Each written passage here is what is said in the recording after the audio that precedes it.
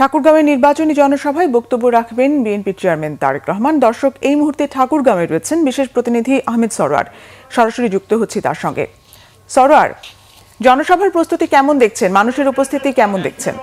আপনি জানেন যে বেলা 11:30টায় আজকে আসলে শিডিউল আছে 11:30টায় এখানে সবার কাজ শুরু হবে।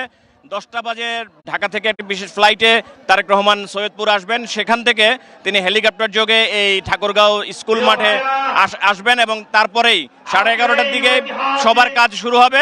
এখন পর্যন্ত আমরা যেটা দেখছি, মাঠের অর্ধেক ভরে গেছে। ঠাকুরগাঁও এবং এর আশপাশের এলাকা থেকে মানুষজন আসলে তারেক রহমানকে দেখার জন্য ছুটে এসেছেন। আপনি জানেন যে গত প্রায় 23 বছর পর তারেক রহমান 22 বছর 23 বছর পর তারেক রহমান এই ঠাকুরগাঁয়ে আসছেন। তার আরো আগে আসার কথা ছিল, জানুয়ারির মাঝামাঝিতে তার এখানে আসার সফরসূচি ছিল, কিন্তু নির্বাচন কমিশনের অনুরোধে সেই সফর ক্যান্সেল করা হয়।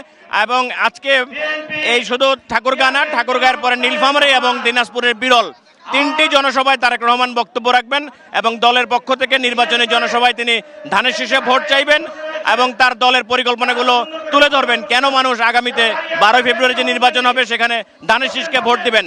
তো এই জনসভা ঠাকুরগাঁ, নীলফামারী এবং দিনাজপুরের জনসভার মধ্য দিয়েই তারেক রহমানের বিএনপি চেয়ারম্যান হিসেবে 12 ফেব্রুয়ারি উপলক্ষে যে নির্বাচনী জনসভা ঢাকার বাইরে সেগুলো শেষ হবে এবং কালকে অথবা পরশুদিন তিনি ঢাকায় কয়েকটা জনসভায় ভাষণ দেবেন এবং এই ভাষণে জনসভাগুলো বক্তব্যের মধ্য দিয়ে তিনি তার দলের নেতাকর্মী এবং মানুষজনকে ধানের শীষের পক্ষে ভোট দেওয়ার জন্য উজ্জীবিত করার চেষ্টা করছেন।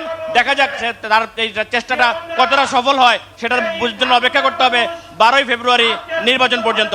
তবে এখন পর্যন্ত আনুষ্ঠানিকতা শুরু হয়নি। আমরা আশা করছি 11টার দিকে হয়তো এই সবার আনুষ্ঠানিকতা শুরু হবে। ধন্যবাদ আহমেদ সরোয়ার।